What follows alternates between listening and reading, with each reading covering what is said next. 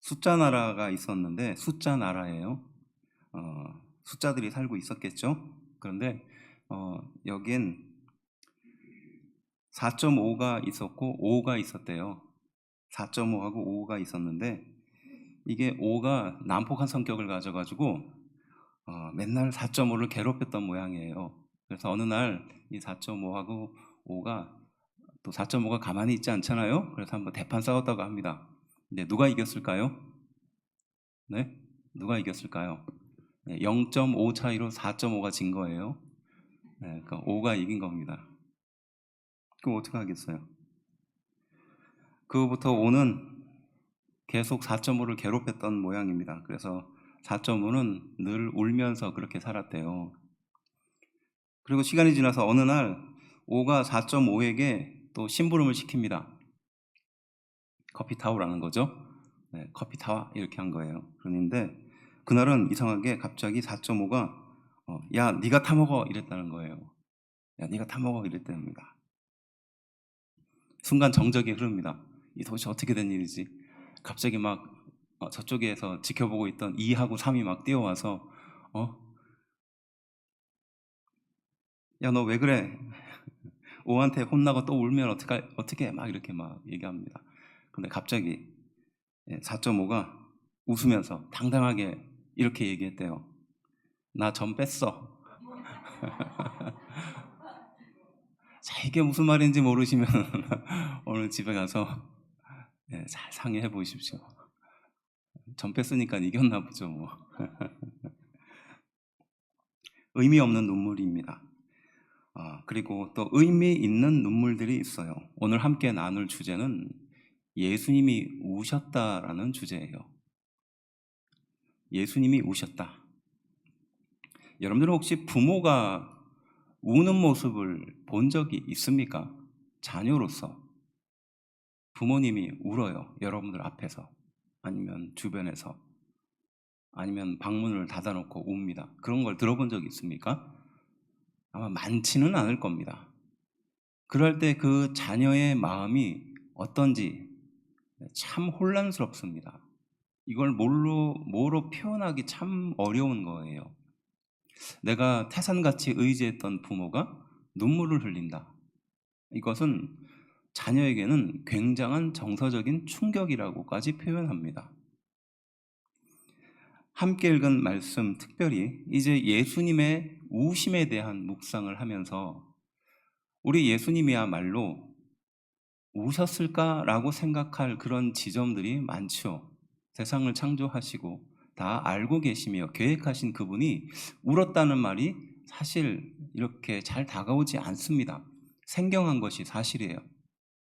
그렇지만 성경에서는 분명히 예수님은 우셨다라고 표현하며 통곡하고 괴로워하셨다라고까지 표현합니다. 우셨다, 괴로워했다, 통곡했다라는 이 감정의 표현이 인간이 겪을 수 있는 최고의 고통과 슬픔을 표현한 표현법이기 때문에 그렇게 보면 예수님이 왜 이렇게 우셨는지 살펴볼 필요가 있겠죠. 그리고 그 예수님이 우셨던 의미가 우리에게 어떠한 은혜가 되는지 말씀을 통해서 또 함께 이 주제로 은혜를 나눠보려고 합니다. 예수님은 언제 우셨을까요? 특별히 3번을 통해서 이 우심을 요약해 볼 수 있는데 그 첫 번째가 죽음을 공감하시면서 예수님이 우셨습니다. 죽음을 공감하시면서 예수님이 우셨어요. 요한복음 11장 33절과 35절 말씀이 그 첫 번째 울음에 대해서 설명하고 있는데요. 이렇게 말씀하고 있습니다. 예수께서 그가 우는 것과 또 함께 온 유대인들이 우는 것을 보시고 심령에 비통히 여기시고 불쌍히 여기사 예수께서 눈물을 흘리시더라. 이렇게 표현하죠. 정확하게 예수님이 우셨다라고 표현합니다. 여기서 그는 누구냐 하면 그 나사로의 형제들 마리아라고 볼 수 있습니다. 그리고 그 주변에 있는 사람들을 말하는 거예요. 나사로가 죽게 됨으로 인해서 그 일로 인해서 사람들이 슬퍼하고 우는 것을 예수님이 보시면서 어떻게 했다고요? 심령이 비통히 여기시고 불쌍히 여기시면서 예수님은 우신 거예요. 물론 나사로를 깊이 사랑하기도 했습니다. 또 나사로는 예수님을 적극적으로 도와주고 사역에 있어서 굉장히 많은 그런 일들을 했던 사람이라고 추측할 수 있는데, 이 나사로가 죽음을 보고 그리고 죽음이 이르고 난 뒤에 한참 시간이 흐른 다음에 이제 예수님이 그 장소에 도착하니까 이제 그 형제들이 또 그 주변에 있는 사람들이 또 나사로가 당시 존경을 받았다고 볼 수 있거든요. 네, 함께 우는 것을 보고 예수님은 애통하고 비통해하면서 같이 우신 거예요. 단순히 죽음 때문에 우셨을까요? 네, 그 이면에는 다른 의미가 있는 겁니다. 인간이 이렇게 죽음의 한계에 머물 수밖에 없다는 것을 예수님이 보시면서 슬퍼하고 애통해하는 거예요. 우리는 내 주변에 가까운 사람이 죽음을 맞이하게 되면 그게 슬프고 괴롭고 놀라서 우는 거지만, 예수님께서 이 애통해하고 우셨던 이 이유는 사람이 이 죽음의 한계를 넘지 못한다는 그 현재의 모습을 보면서 안타까워서 우신 겁니다. 그래서 이것은 공감의 울음이라는 뜻이에요. 예수님이 죽음을 겪지 않고 죽음에 대해서 전혀 무지한 상태로 그저 하나님으로 그 나사로의 죽음을 바라봤다면 그냥 한 인생이 끝났구나라고 생각할 수 있었을 겁니다. 하지만 하나님임에도 불구하고 이 세상에 인간의 몸을 입고 오셔서 그 인간의 죽음의 한계를 직접 보시고 공감하신 거예요. 내가 아프고 내가 외롭고 내가 고통에 빠져 있을 때 우리 하나님은, 또 특별히 우리 예수님은, 그리고 성령님은 나와 같은 그 아픔과 고통을 공감하고 계시는 분인 줄로 믿습니다. 특별히 예수님이 그러한 마음을 갖고 이 죽음이라는 한계를 뛰어넘지 못하는 나사로와 그 인간의 한계를 보면서 우신 거예요. 그래서 그들을 향하여 비통한 마음을 갖고 불쌍한 마음을 가진 겁니다. 하나님이 피조물에 대해서 갖고 있는 마음입니다. 예수님은 이 죽음으로, 이 죄로 인해 인간의 마지막이 죽음으로 끝날 수밖에 없는 그 사실을 공감하신 거예요. 그래서 우신 거죠. 물론 우리에게는 새 생명과 영생을 허락해 주신 줄로 믿습니다. 우리는 죽음으로 끝나는 인생이 아니라 그 뒤에는 영생의 인생이 기다리고 있습니다. 구원의 인생이 기다리고 있습니다. 그래서 우리의 장래는 끝이 아니라 새로운 시작이에요. 이 세상의 모든 짐을 이제 내려놓고 이제 하나님의 뜻과 은혜로 그의 나라에서 새로운 시작을 시작하는 시작점인 줄로 믿습니다. 어쨌든 이렇게 예수님은 바로 죽음을 공감하시면서 우셨다는 거예요. 이사야 53장 3절부터 4절 말씀은 그러한 예수님이 우리의 죽음에 대해서 어떻게 공감하시는가에 대해서 설명하고 있는데요. 우리 함께 한 목소리로 좀 읽어볼까요? 읽어봅시다.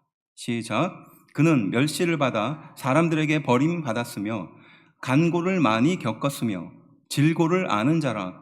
마치 사람들이 그에게서 얼굴을 가리는 것 같이 멸시를 당하였고 우리도 그를 귀히 여기지 아니하였도다. 그는 실로 우리의 질고를 지고 우리의 슬픔을 당하였거늘 우리는 생각하기를 그는 징벌을 받아 하나님께 맞으며 고난을 당한다 하였노라. 아멘. 바로 예수님의 멸시를 받아서 버림을 받으셨고 간고를 겪어서 질고를 알고 있다고 말합니다. 질고라는 말은 질병이나 육체적인 고통, 이것만 말하는 것이 아니라 사회적인 격리를 포함하는 것을 말하는 겁니다. 그저 고통으로 인해서 내 몸이 아픈 정도의 수준이 아니라 사람들이 나를 떠나는 걸 말하는 거예요. 내 가족도 나를 떠나버리는 걸 말하는 겁니다. 마치 욥이 그 모든 가족으로부터 격리가 되고 혼자 그렇게 홀로 앉아서 자기 몸에 난 종기를 긁으면서 있었던 것처럼 이 질고라는 의미는 그런 의미예요. 물론 이 세상에 우리는 혼자 왔지만 우리는 누군가를 의지하려는 마음들이 있습니다. 위안을 받으려는 마음이 있어요. 그런데 그로부터 완전히 격리되는 거예요. 이것을 질고라고 표현하는 겁니다. 그래서 간고를 겪어서 질고를 알고 계신다는 것이에요. 그 메시아가, 예수님이. 그리고 또 어떻게 말합니까? 얼굴을 가리는 멸시를 당한다는 겁니다. 그러니까 우리가 사람이 사람을 대하는데 얼굴을 보지 않는 거예요. 눈을 안 마주치는 겁니다. 무슨 뜻일까요? 당신하고 별로 교제하고 싶지 않다는 겁니다. 당신이 지저분하다, 당신이 죄가 가득하다 이렇게 생각하는 겁니다. 그러니까 상종도 안 하는 거죠. 만일에 이런 고통을 당한다고 생각해 보십시오. 만일에 여러분들을 무시하는 것도 감당하지 못하는데 마치 죄인 대하는 것처럼, 마치 바이러스 대하는 것처럼 그렇게 대한다면 아마 우리는 단 1초도 못 참을 겁니다. 자존심의 요만한 스크러치도 우리는 참지 못하는 사람들 아닙니까? 누가 나를 무시하거나 무시하는 눈빛만 줘도 우리는 그 자리에서 부르르 떨지 않습니까? 근데 예수님이 바로 그러한 고통을 당하시러 세상에 오셨다고 말씀하는 거예요. 그래서 이 뒷부분에 나와 있는 것처럼 우리의 질고를 지고 우리의 슬픔을 당했다라는 의미는 이 죽음이라는 한계라는 것이 결국 우리에게 질고를 주는 것이고 슬픔을 주는 것을 말하는 겁니다. 그래서 예수님이 바로 메시아로 이 세상에 오셔서 바로 이렇게 죽음이라는 한계를 직접 겪으신다는 것이에요. 믿으십니까? 그 어떠한 고통과 고난도 우리 예수님은 공감하신다는 말씀이에요. 믿으십니까? 여러분들이 아무리 외로운 상황에 있고 또 그 누구도 이해하지 못하는 그런 또 손가락질 당하는 상황에 있다 할지라도 예수님은 그것을 공감하신다는 거예요. 왜냐? 그분이 이미 겪으셨기 때문에.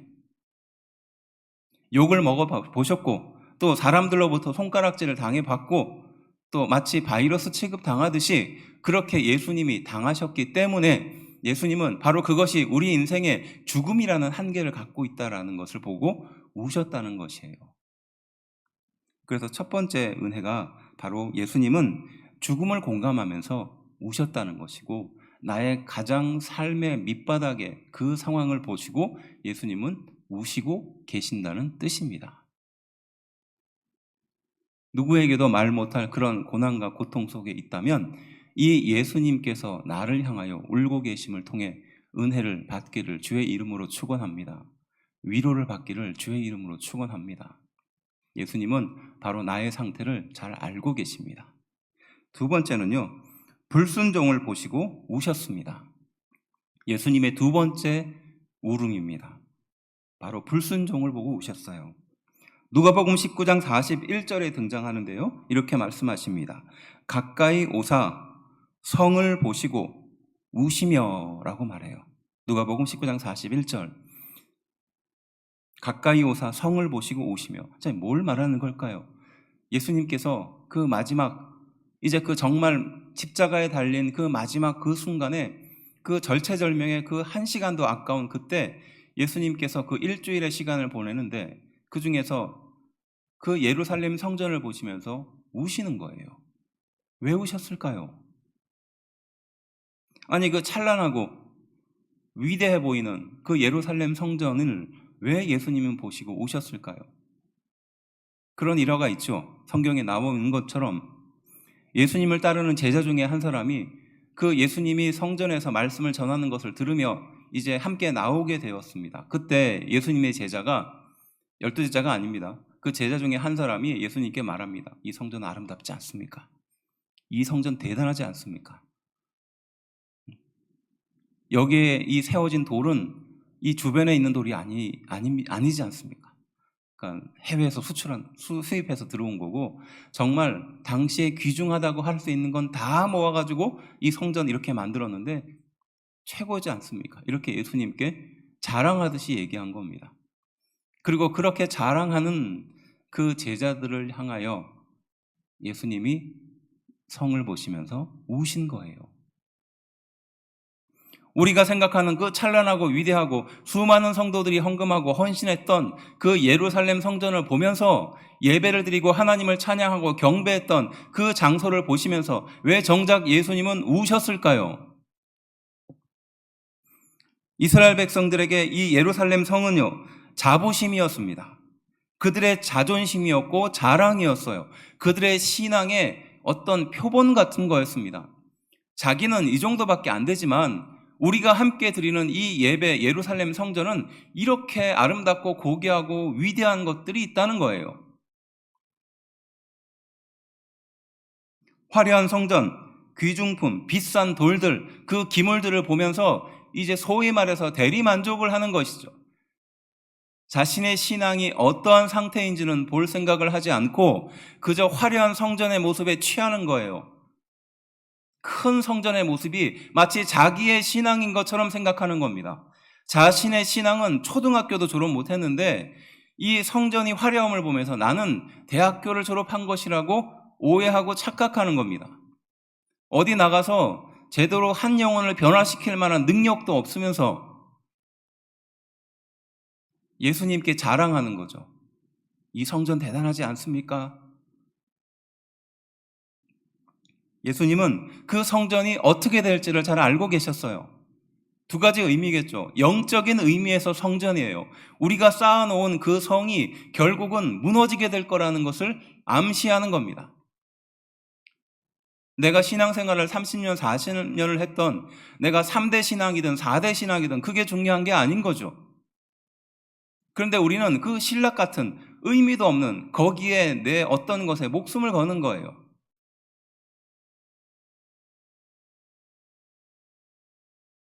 또 어떤 것을 말하는 걸까요?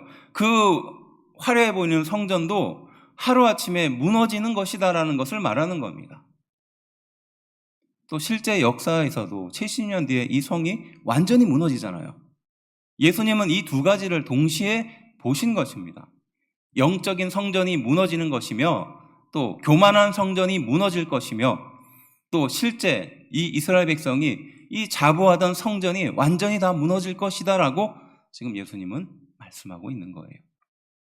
지금 우리가 보는 이 화려한 성전들, 교회들 100년 뒤에 남아있을 곳이 몇 개나 되겠습니까? 불과 50년, 60년 전에 대한민국에 가장 유명하다고 말하는 그 교회들이 지금은 이름만 남아있는 것을 잘 알고 있을 거예요. 무엇을 말하는 걸까요? 불순종과 교만을 말하는 겁니다. 신앙과 믿음을 예수님 앞에서 자랑하고 있는 그들의 교만과 불순종을 예수님은 무너질 것이라 라고 말씀하시면서 우셨던 겁니다. 교만과 불순종의 상징이 되어버린 예루살렘 성전을 보면서 얼마나 안타까워하셨을까요? 그곳에서는 하나님의 은혜가 넘치고 죄인의 죄가 고백이 되어야 하고 교만이 무너지며 하나님의 말씀이 흥왕하게 살아나야 하는데 거기에는 오히려 이런 불순종과 교만이 가득한 폐역한 장소가 돼버리고 말아버린 거예요. 성도들의 신앙생활은 초보의 수준인데 그 화려한 성전에 들어가면서 내 신앙이 그렇게 화려할 것이라고 착각하는 겁니다. 결국 그러한 신앙은 다 무너지게 될 것이다. 그리고 그러한 모습을 보면서 예수님이 우신 거예요. 불순종과 교만과 고집, 돌이키지 않는 회개를 보시면서 예수님은 우신 겁니다. 마치 곡하지 않는, 피리를 불어도 춤추지 않는 그들의 상태를 마태복음 11장에서 지적하듯이 기쁨의 복음이 전해짐에도 불구하고 또 기쁨의 찬양이 전해짐에도 불구하고 우리 마음은 냉랭한 겁니다. 그리고 과거에 내가 언제는 신앙이 좋았지, 그때는 내 신앙이 지금 같지 않았지라고 추억하면서 그렇게 살아가고 있는 거예요. 말씀이 전해져도 가슴이 깨어지지 않는 겁니다. 찬양을 드려도 기쁨이 넘치지 않는 거예요. 결국은 형식만 남고 은혜는 사라져버리는 것입니다. 내 신앙이 성숙하다라는 기준은 뭘까요? 내 신앙이 거룩하다는 기준은 뭘까요? 그것은 유순한 마음이에요.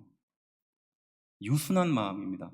우리 마음이 거룩했다라는 뜻은 내 마음이 유순하다라는 것을 말하는 거예요. 어떠한 상황 속에서도 그 말을 듣고 순한 마음을 갖는 것이 거룩하다라는 것인 줄로 믿습니다. 이걸 무엇으로 표현하는 걸까요? 늘어난 가죽 부대인 거예요. 우리의 상태를 보시고 바로 예수님이 울고 계시는 겁니다. 우리가 이렇게 늘어져 버린 가죽 부대로 살고 있는 것을 보시면서 예수님이 울고 계시는 것인 줄로 믿습니다. 세 번째는 무엇일까요? 아버지의 마음을 보시고 우셨습니다. 이게 세 번째 주제예요. 아버지의 마음을 보시고 우셨습니다. 하나님 아버지의 마음은 무엇을 말하는 걸까요? 자신을 세상에 보낸 아버지의 마음을 보고 우셨다는 뜻이에요. 자신이 당하고 있는 고통, 그것이 있는데 하나님이 나를 바라보고 있는 그 고통을 동시에 보는 겁니다. 우리는 우리의 고통밖에 바라볼 수가 없는데 그것이 아니라 하나님이 나를 바라보고 있는 고통을 동시에 보는 거예요. 자기의 고통을 감당하기에도 벅찬데 부모의 고통을 공감한다면, 그런 자녀가 있다면 어떤 마음이 드시겠습니까? 여러분들 마음속에 너무 괴롭고 슬프고 어렵고 힘든 일이 있어요. 그 일로 인하여 고통스러워하고 있습니다. 그런데 여러분들의 자녀가 여러분들의 고통을 공감하고 있는 거예요. 그리고 심지어는 자기의 고통보다 그 부모의 고통을 더 귀중하게 여깁니다. 안타깝게 여깁니다. 자, 그럴 때 어떠한 마음이 들겠습니까? 여러분들이 만일이 부모라면, 여러분들이 만일에 부모로서 그 자녀를 바라본다면 어떠한 마음이 들겠습니까? 그에 비해서 고통의 원인 제공자였던 인간이나 인류나 이스라엘 백성이나 예수님의 제자는 당시 무엇이라고 말했고 어떻게 행동했습니까? 35절 말씀은 이렇게 말합니다. 베드로가 이르되 내가 주와 함께 죽을지언정 주를 부인하지 않겠나이다 하고 모든 제자도 그와 같이 말하니라. 이렇게 말해요. 베드로가 했던 말이죠. 나는 주님을 부인하지 않겠습니다. 내가 주님과 함께 목숨을 걸겠습니다. 이렇게 말합니다. 그런데 누구도 그렇게 말합니까? 모든 제자도 함께 말해요. 절대 주님을 떠나지 않겠다고 말하죠. 근데 사실 이 고통은 누구 때문에 당하는 고통입니까? 네, 그들 때문에 당하는 고통이에요. 예수님은 바로 이렇게 말하고 있는 제자들을 위해서 그 고통을 당하고 있는 것이에요. 그러니까 고통의 원인 제공자는 그게 진짜 어떤 것인지 모르는 겁니다. 주를 부인하는 것은 무엇을 말하는 걸까요? 그것은 예수님의 고통을 모르는 것입니다. 예수님의 고통을 바라보는 하나님, 아버지의 고통을 모르는 것이에요. 내 고통에 잠식이 되어서 하나님의 고통을 모른 채 살아가는 것을 말하는 것입니다. 그것이 주를 부인하는 것이죠. 주를 향한 진정한 예배가 형식적이고 또 양심을 덜어줄 최소한의 행동이 되고 마는 것. 내 상처만 보이고 남의 상처는 보이지 않는 것. 또 책임을 회피하고 이기적이며 타인에게 잘못을 돌리고 제자들처럼 멀리서 지켜보며 따라갈 수밖에 없는 상태를 말하는 겁니다. 그래서 누가복음 22장 54절부터 55절은 바로 제자들이 그 예수님이 끌려가는 모습을 보면서 멀찍이 따라갔다라고 표현하고 있어요. 어떻게 보면 제자들이 또 우리가 그 자리로 따라가야 하는데 예수님이 그 길로 가셨고 끌려가셨고 우리는 우리가 따라가야 할 그 길을 그저 멀찍이 죄가 없는 것처럼 지켜보며 따라가고 있는 상태로 살고 있는 것을 말하는 겁니다. 예수님은 어떤 고통을 당하셨을까요? 함께 읽은 말씀 38절은 이렇게 말합니다. 함께 읽어볼까요? 읽어봅시다. 시작. 이에 말씀하시되 내 마음이 매우 고민하여 죽게 되었으니 너희는 여기 머물러 나와 함께 깨어 있으라 하시고, 이렇게 말해요. 예수님의 고통이 얼마나 컸던지 말씀처럼 내 마음이 매우 고민하여 죽게 되었다는 거예요. 얼마나 그 고통이 컸던지 죽을 지경이다 라고 표현합니다. 너희는 여기 머물러 나와 함께 깨어 있으라, 이렇게 예수님이 당부하고 있어요. 그때 또 예수님은 어떻게 말씀하십니까? 39절. 조금 나아가서 얼굴을 땅에 대시고 엎드려 기도하여 이르시되 내 아버지여 만일 할만하시거든 이 잔을 내게서 지나가게 하옵소서. 그러나 나의 원대로 마시옵고 아버지의 원대로 하옵소서 하시고. 그 고통이 지나가지만 내 원대로 하지 말고 누구의 원대로? 아버지의 원대로 하옵소서라고 말합니다. 그리고 42절 이렇게 말합니다. 다시 두 번째 나아가 기도하여 이르시되 내 아버지여 만일 내가 마시지 않고는 이 잔이 내게서 지나갈 수 없거든 아버지의 원대로 되기를 원하나이다 하시고 라고 말합니다. 또 예수님은 말씀하시죠. 아버지의 원대로 되기를 원합니다. 아버지의 원대로, 이것이 예수님이 하신 말씀이에요. 자신은 고민이 되고 죽게 될 만큼 또 잔을 피하고 싶은 그런 고통이 가득하지만 하나님의 원대로 순종하겠습니다라고 예수님은 고백하고 있습니다. 이 말을 듣고 있을 하나님은 어떠한 마음을 갖고 계실까요? 그 사랑하는 아들이 이 세상에 자기의 죄도 아닌데 보내짐을 받았고 그리고 그 죄를 져야 할 당사자들은 정작 자기의 죄가 아니라고 발뺌하고 외면하고 있을 그때에 아버지의 뜻이라면 아버지의 원대로 되기를 원합니다 라는 기도를 하고 있는 이 아들을 바라보는 부모의 마음은 어떠했을까요? 우리의 문제를 해결하기 위해서 바로 예수님이 오셨다는 겁니다. 죄에 대해서 무지하고 책임을 회피하며 이기적이며 멀리서 지켜보려고 하며 죽음에 대한 무지를 갖고 있는 우리의 상태를 해결하기 위해서 주님이 오셨다는 겁니다. 우리도 모르는 우리의 문제를 고통으로 느끼고 감당하고 있는 예수님, 그리고 예수님께 십자가를 지게 할 하나님, 그리고 그 하나님께 아버지의 원대로 하겠다고 고백하는 이 상황을 보면서 우리는 어떠한 것을 묵상하게 될까요? 한 부모로서 자녀가 이렇게 말한다면 어떠한 마음이 들까요?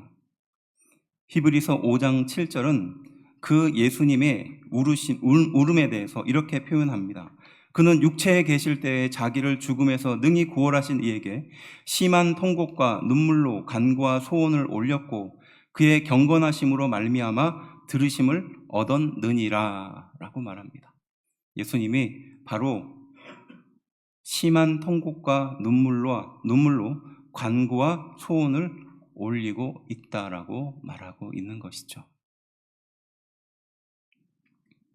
아버지의 마음, 또 고통 겪을 것을 알고도 지켜볼 수밖에 없는 아버지의 마음을 보시고 예수님은 우셨다는 말씀입니다.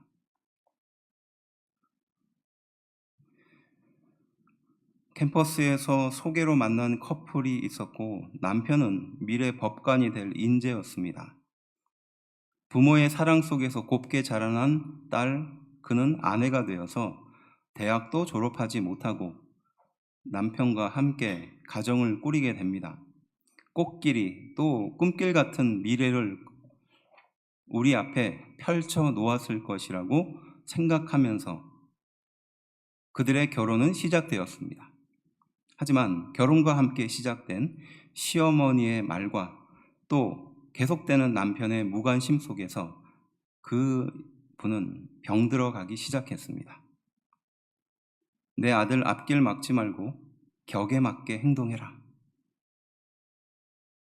엄마 아빠 상처받을까 봐 혼자만 끙끙 끌어안고 살다가 마음의 병이 육체의 병으로 옮겨져 40kg까지 몸무게가 빠지고 숟가락을 들 힘도 없을 때 그 매정한 시어머니는 또 이렇게 말합니다. 내 아들 시험 앞두고 부정 탄다. 절에 가서 기도하고 공양해라. 그래서 그분은 절에 가서 이렇게 기도했대요. 절망 속에서 이렇게 기도했다고 합니다. 하나님, 왜 나를 이런 집에 보내셨습니까? 하나님, 나를 미워하십니까? 내가 뭘 잘못해서 이런 고통을 주십니까? 남편은 시험에 계속 떨어지고 핍박은 더 심해진 어느 날 두 자녀의 손을 잡고 차에 뛰어들까 생각도 했다고 합니다. 그런데 고난은 절대 홀로 오지 않지요. 그 중에 한 아이가 백혈병에 걸리게 되었고 그 기구한 병원 생활이 그때부터 시작되었습니다. 피골이 상접한 여자가 백혈병동에서 그런 아들을 먹이고 입히고 재우고 있다고 상상해 보십시오. 시어머니는 찾아오지도 않고 남편은 시험 준비를 핑계로 가까이 오지 않습니다. 손 한번 잡아주지 않고 힘들지 않냐고 물어봐 주지도 않죠. 그렇게 병원 생활을 하고 있는 어느 날 밤 아이가 밤새도록 열이 나서 보챕니다. 그 아이는 엄마에게 말하죠. 엄마 콜라 사줘. 엄마 콜라가 먹고 싶어. 그 말을 듣는데 순간 짜증이 나더라는 겁니다. 내일 사줄게. 좀 괜찮아지면 콜라 먹을 수 있을 거야. 의사 선생님이 허락하면 사줄 거야.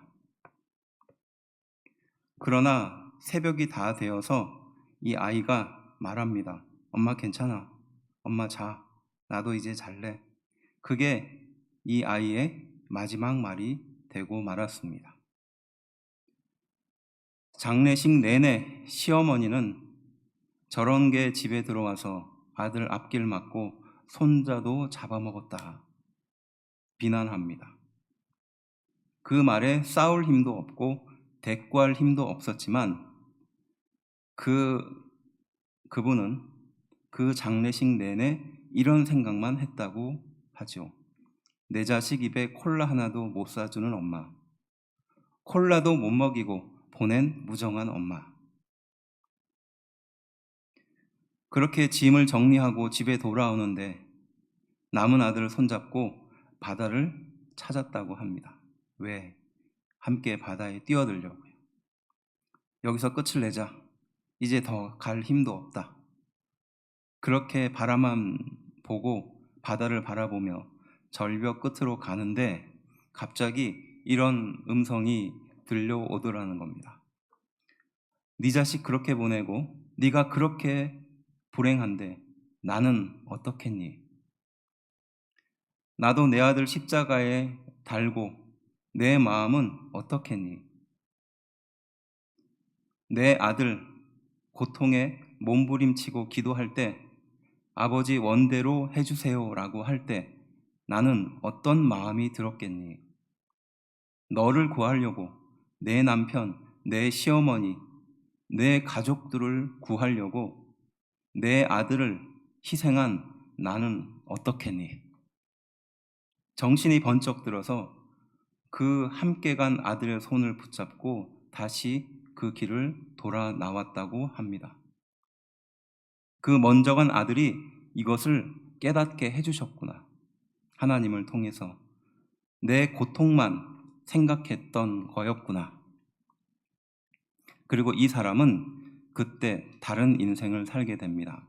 그 아들 목숨값으로 이제 나는 살겠다. 그 아들 찬란한 젊은 인생만큼 내가 마지막까지 열심히 살겠다. 남은 아들을 손잡고 그 아들과 함께 못 마친 대학교를 마치고 대학원까지 다녀서 졸업을 하게 됩니다.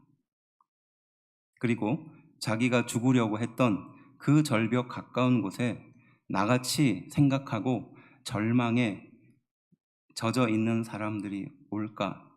여기까지 올 기막힌 인생들에게 등불이요, 쉼이요, 잠깐의 안식처라도 제공하고 싶은 마음에 그곳에 가까운 집을 사서 카페처럼, 쉼터처럼 좋은 그림도 걸어놓고 예쁜 소품에 꽃에 차도 그렇게 채워서 그들을 기다리고 마지막 순간까지 그렇게 살겠다고 결정하는 그런 인생으로 바뀌게 되었습니다. 바로 예수님의 그 고통과 그 울음을 우리는 기억해야 합니다. 그것은 내가 감당할 수 없는 그 고통이고 울음입니다. 예수님은 바로 우리의 그런 상태를 위해서 지금도 울고 계시는 줄로 믿습니다.